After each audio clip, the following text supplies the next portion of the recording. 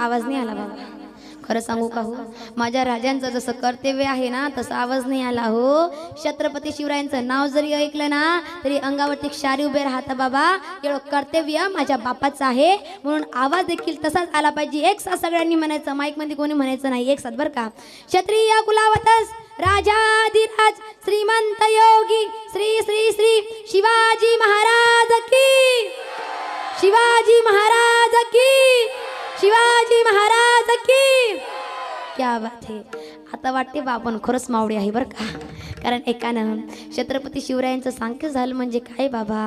हो, अनेक लोक सांगते की दीदी छत्रपती शिवराय का कीर्तनामध्ये सांगायचे आहे का. पण खरं सांगू का हो, आज ज्यांच्यामुळे देवळामध्ये देव आहे ना ते छत्रपती शिवराय आहे. कारण आज छत्रपती शिवराय नसते तर देव आपल्याला पाहायला मिळले नसते देवळामध्ये. आज छत्रपती शिवराय नसते तर तुम्ही सुद्धा कीर्तन श्रवण करण्याकरता आल्या नसतात. आज छत्रपती शिवराय जर नसते तर मी मुलगी असून या ठिकाणी कीर्तन करू शकली नसते बाबा.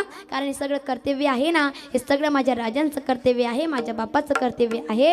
कारण बघा ना, या ठिकाणी अनेक राजे आपल्याला पाहायला मिळतात. या ठिकाणी एका छत्रपती